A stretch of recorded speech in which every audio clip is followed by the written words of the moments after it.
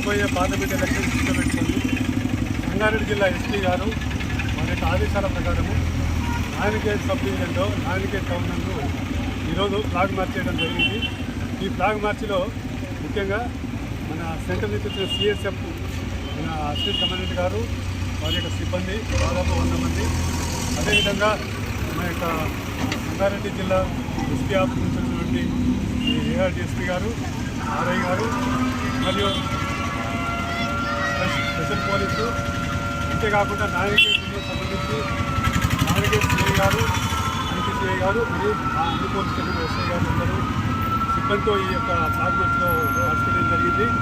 ఈ flag March యొక్క ముఖ్య ఉద్దేశము రాబోయే ఎలక్షన్లో ప్రతి పౌరుడు తన యొక్క ఓటుని నిర్భయంగా ఏ విధమైన ప్రలోభాలు లోను కాకుండా వాళ్ళు వారి యొక్క ఓటుని వినియోగించుకోవడానికి పోలీస్ పరంగా మేము వారికి ధైర్యాన్ని మనోబలాన్ని కలిగేయడానికి ఈ యొక్క ఫ్లాగ్ మార్చ్ చేయడం జరిగింది.